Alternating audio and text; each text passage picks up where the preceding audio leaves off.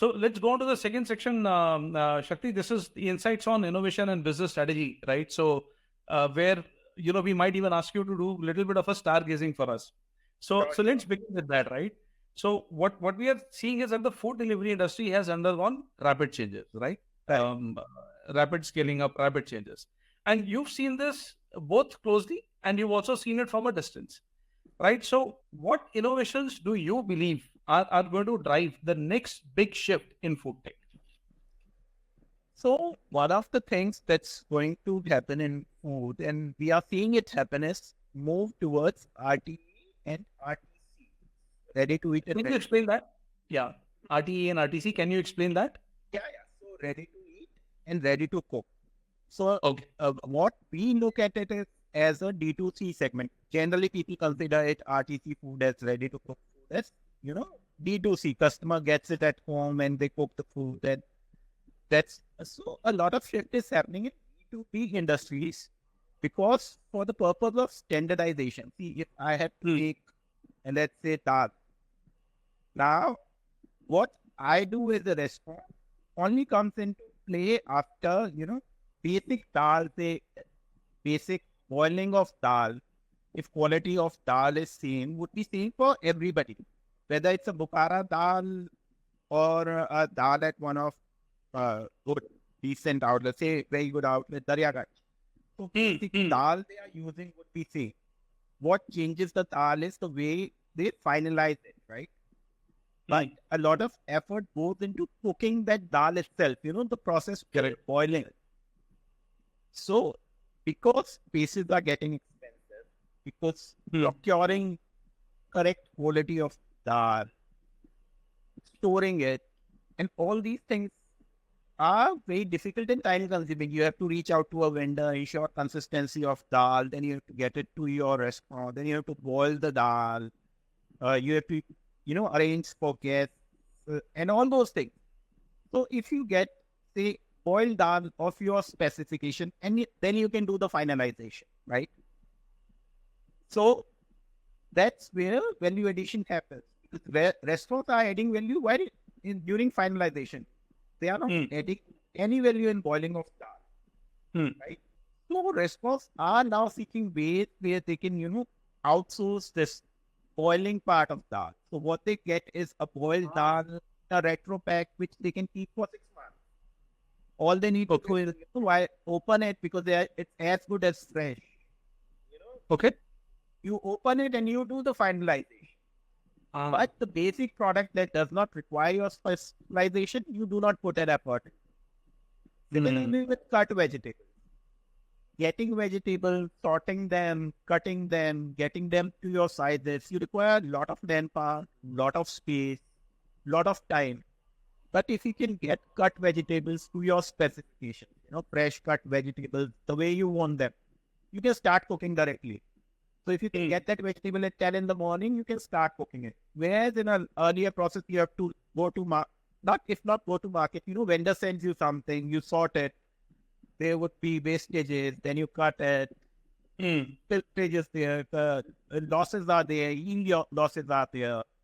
So you are moving closer to RTC product category. People are shifting and trying to outsource as much of this basic ground, and they Hmm. want to do only finalization Hmm. and don't want to spend energy on things which don't add value to the restaurant per se.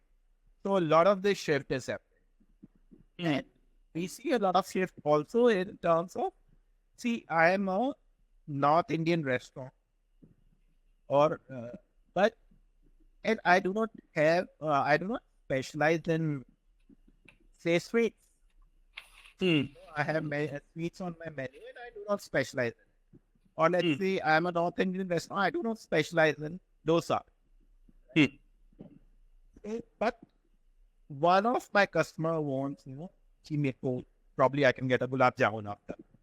I do not specialize in it. I am anyways procuring it from outside. So if I can get Hmm. standardized gulab jamun or a fudge, chocolate fudge, Hmm.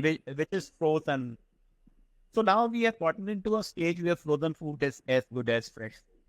You can Ah. freeze it for 8 months and You open it, it's as good as fresh. I'm not going to name it, but one of major, what do you call it?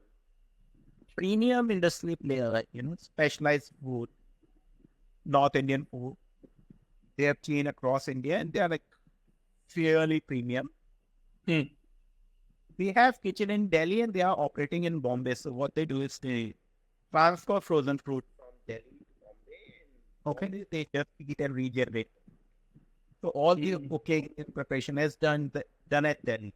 This also helps you standardize the food because you can have one central cook overlooking the food. You don't need to have cooks at 5 different locations. So it helps with standardization. Yeah, industry is moving towards that.